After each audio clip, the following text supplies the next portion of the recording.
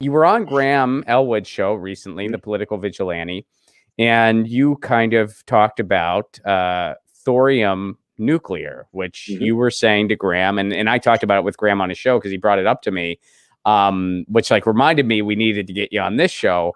So apparently, you know, a lot of people are very skeptical towards nuclear. I'm one of them. I'm one of them. I still am, but Graham was saying that you were talking about something that is an exception to that is a different type of nuclear called thorium nuclear.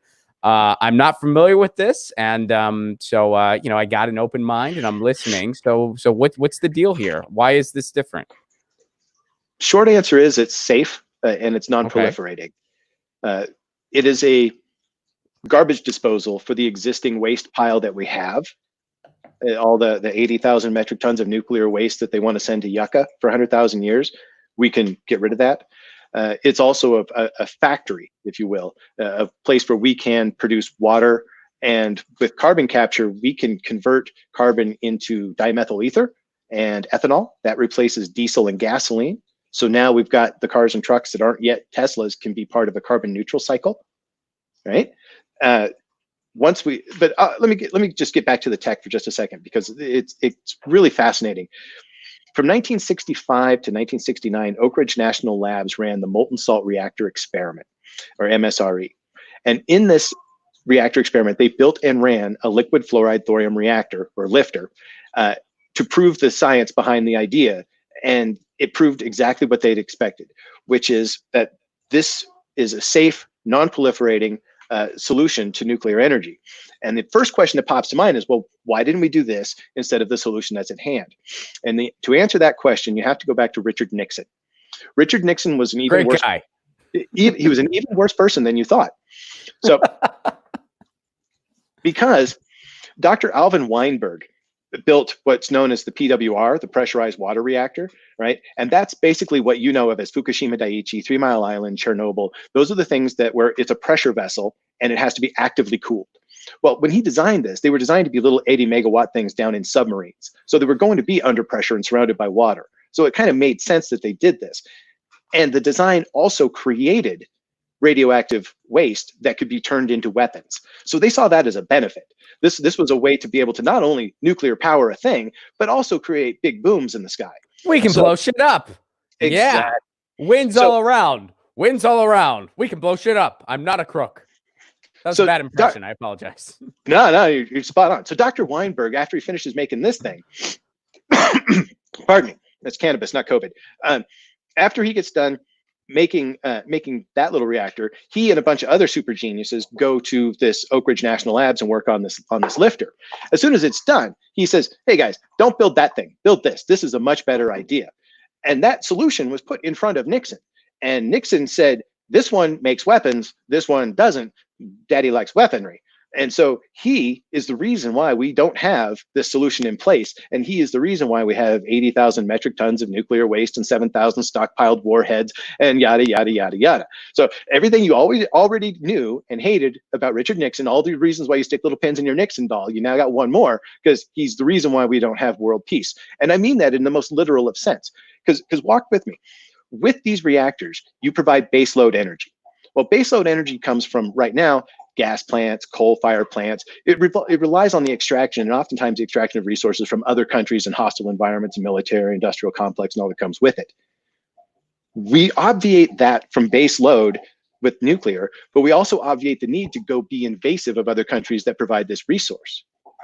The waste heat from these reactors provides clean water. So now we solved the desertification and the basic water needs of our world. So that part is addressing. And we have this solution that doesn't generate a weapon on the backside of things. So now we no longer have to worry about oil and gas exploration, because we're able to produce gas and diesel replacements domestically. We no longer have this war for water that we know is right around the corner. I mean, right here in Nevada, we have nowhere left to dig. And if we don't desalinate and bring water in, we're screwed. I mean, there's literally nowhere else for us to get anything out. And if we're going to magical it from the sky, or we got to magical it from the ocean, right? It is It is amazing to me that Nixon's one mistake a half a century ago left us here, because we should have already been in this position where we weren't at wars because we no longer were extracting resources, and we weren't in a climate catastrophe because we've already addressed desertification and made the gas and diesel that's currently in use part of a carbon neutral cycle. So we're not adding to that 417 parts per million of CO2 that's out there. We're back down below 350. If we stopped polluting right now, if we shut off every gas plant that's keeping your house cool, and no one drove and the planes fell out of the sky, it would be 40 years before we leveled out on our CO2, because the compounding cycles that are already in place aren't going to just switch off the moment we switch off. The only way we're going to get in front of this climate catastrophe is to use a lot of energy. We have to put back in place that which we've already emitted. We can't diet our way out of this. If we stopped, we would be just riding this into the disaster. But the good news is we are good at things like carbon capture and sequestration. We know how to do this. This is just heat and chemistry and electricity. So the problem has always been getting a energy input to run these machines that didn't leave you at a net negative. Well, these lifters do that. And since we already know how to capture carbon and turn it into food and fuel and fertilizers and medicines and various other things from these lifters, we're now able to capture this carbon out of the atmosphere and reverse the process actively. So when you say net negative, like basically what you mean is it's like a zero waste situation. Is that essentially what that means? Or I would not call the lifter zero waste, because that would be technically untrue. But I'll tell you what happens is, if you take the 80,000 metric tons of waste that is currently stockpiled and supposed to go to Yucca, reprocessing that is going to be somewhere of 95 to 99% effective. And it'll take us decades to burn through that, if not generations. And that 1 to 5% remainder on the other side are what are known as transuranics. So those things on the periodic table that appear after uranium, they're far, far less dangerous and for a far less period of time. So 80,000 metric tons for 100,000 years becomes 800 tons for 300 years. And 300 years is nothing. I mean, we've got cathedrals in Europe that took longer than that to build. We can do that standing on our head. And it'll give us generations to come up with answers to mitigate that. So I won't present it as being the solution to everything. What it is it's a solution to a great many of our current problems. And what it does leave behind is far more manageable and far down the road. Now, I'm looking at things like there's 97 industries are responsible for the overwhelming majority, or 97% of the world's CO2 emissions are like 24 different companies. It's mostly oil and gas and transportation, right? Those are mostly things like shipping containers, burning bunker fuel, and gas plants burning gas to create electricity. Those are all things that will be obviated through lifters, either because we don't need them for generating energy, or the fuel that they consume is being created by carbon capture in the first place. So it's, again, part of that net zero or carbon neutral cycle. You with me? Yeah. I'm with you. It's I mean, dude, you're not lobbing softballs, buddy. Give me a second. I'm sorry. No, I get it. It's tough to think that a president 50 years ago deliberately made a decision to aid the military-industrial complex, and as a result of that one choice, we're where we are.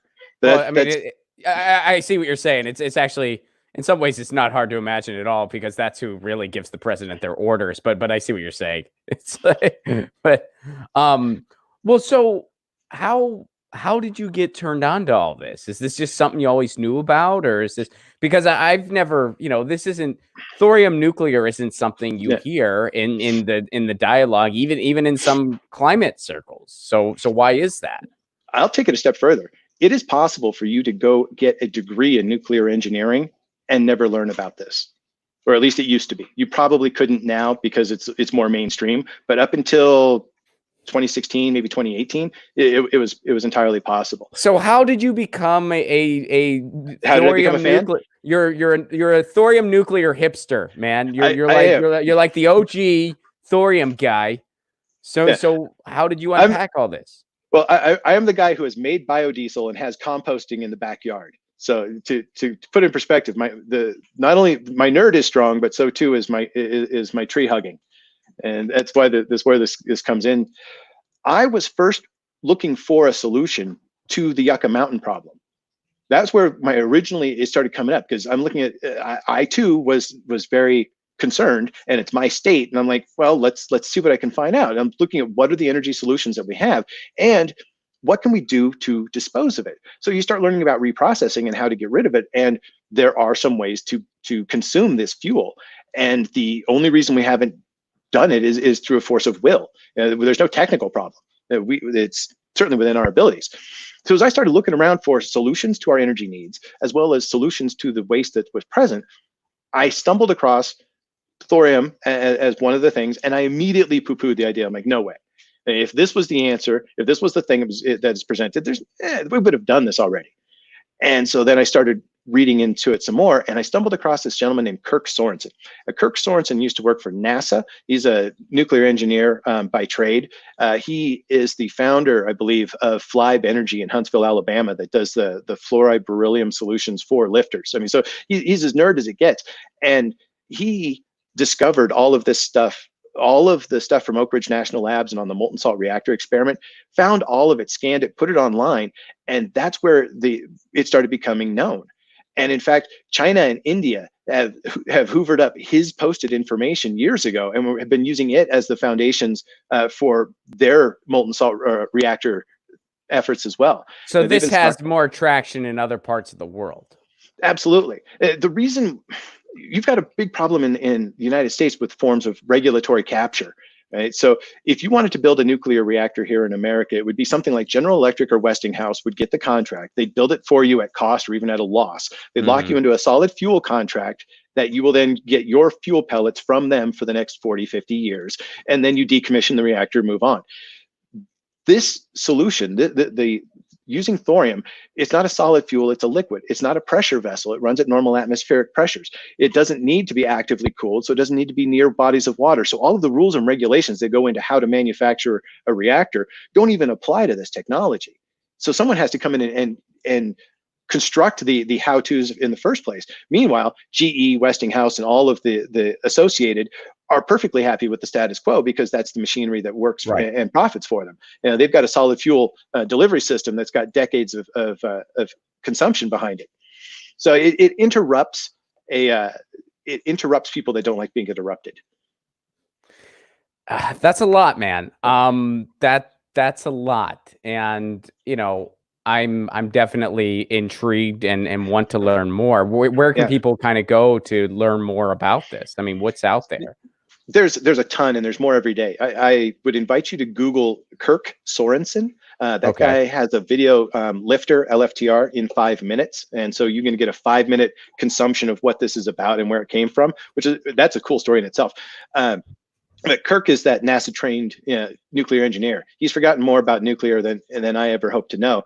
And he's really the one that drove it home for me when it came to the value of this as a solution. Because like you and Graham and Steph and Ron and Jimmy, I'm like, I was like, and Jimmy, I'm like, I understand the apprehensions, and that's because all I knew was Fukushima Daiichi, 3 Mile Island, and Chernobyl. And ultimately what that means is all I knew was pressurized water reactors, not molten salt reactors. And it's because it almost sounds like what you're describing, if we just want to, and I know it's a little more complex than this, but just like if we wanted to break it down in the most layman terms, based on what you're telling me, it's almost like this type of nuclear is the opposite of what we know nuclear to generally be. That's literally correct. The pressurized water reactor is constantly trying to melt down, and it has to be actively cooled so that it doesn't self-destruct and take everyone with it. The molten salt reactor is constantly trying to shut down, and it has to be actively fed or it falls asleep. So give me the name of that guy again, just Kirk so I can write it. Sorensen, Kirk Sorensen. Yeah. All right. I'm gonna continue to read up on this and learn about it. I'm intrigued. I'm intrigued. That's all I can ask. I'm looking at this. I'll give you another example. One of the things that I was running on was the idea that as a national infrastructure program, I believe that we should have clean water. Right? We've done national infrastructure programs before, railroads and highways and telephony, and we're good at that. We've been good at pipelines since the Romans built aqueducts. We know how to do plumbing. Right? We showed in the last administration a bipartisan, jaw-dropping enthusiasm for building pipelines. I just want to run water through them. So with a national infrastructure program of pipelines of fresh water, then Flint, Michigan gets taken care of, and Miami's no longer salty, and my state gets to get some water. But all of those solutions require a tremendous amount of energy. That's how we're. That's where thorium comes in, because they can be the actual alternative to this solution, which and they're not totally waste free, but comparatively speaking, they're a huge improvement. What it is it can serve the level we need. That's what you're saying. Yeah, it consumes waste. It's kind of like how you consume food and poop out a little bit. Think about this as it consumes all of that waste. It depends on the day, sir. And it depends on if I somehow drunkenly stumble into a Taco Bell. No, I'm just kidding. Taco Bell. Yeah. There will be no Taco Bell lifters. Callbacks. Yeah. Well, so let me ask you this. What are some potential drawbacks of thorium nuclear? Like, I mean, what are some some downsides to it? Because there's got to be a couple, right? I would say if you wanted to go, if you had a rogue state that had persistent access to a molten salt reactor, they could, during the thorium cycle, over a period of a year or so, be able to extract out enough fissile uranium that they could then go process that into something if they wanted. But to do so would require a rogue state and persistent on-site access. And to do so would require an increase in consumption of fuel that would be measurable. So you would be able to know this. Right? So in other words, you're saying, hey, all that negative stuff that nuclear used to present as far as weapon making and stuff, if you really wanted to do that here, it's technically not impossible, but we would have to up our production in a way that we couldn't even imagine for it to work with this type of energy, because that's not really what this type of energy emits. It's actually generally the opposite. Is that correct? Basically, yeah. It's going to be that an increase in consumption to overall to be able to generate the fissile material you would need, and ultimately it's because what's left at the end isn't a waste product that can go then be turned into a weapon. The isotopes that come out of a molten salt reactor are ones that are used by NASA for their RTGs, which is a plutonium isotope that we've been buying from Russia for many years because we've been out of. You know how like the Mars rover has that little nuclear puck, that plutonium puck that keeps it warm and running? Those things, those are called RTGs. And we've been buying the plutonium isotope that goes into that. It's not a weapons plutonium, it's a different flavor. We've been buying that from Russia for quite a while. Lifters will actually make this stuff. So we're adding another energy solution for NASA, as well as being independent from foreign nations. So that's an example of one of their outputs that actually has value. Tritium, for example, is one of the things that will come out of it. And you can see, I don't know if you see here, but this is tritium inside of on my keychain. And it's you can go to tritiumkeychains.com and buy one of these things. So it's a commercial product that you can get. They use tritium for permanent lighting. So like emergency exit signs that need to be able to be visible even when there's no power. It provides like 12 years worth of relatively safe emissions. Tritium, like Beto O'Rourke, is a weak beta emitter. And so it doesn't penetrate your skin. It's safe to handle under most circumstances. You have to inhale it or ingest it for it to be an issue. Beto O'Rourke. And hopefully more than 1% of people know about it, right? Well, that's why we do this. You know, that's the number Beto couldn't get past. Well, all right. So I'm intrigued, man, and thank you for turning me on to this, and I look forward to learning more. I'm definitely intrigued, and I want to learn more about this, and I want to do some more reading. So and hopefully we'll continue this at some point. Get your news on with Ron. Don't you want to know what's going on? We're getting our news on today. Get your news on with Ron. Don't you want to know what's going on? We're getting our news on today.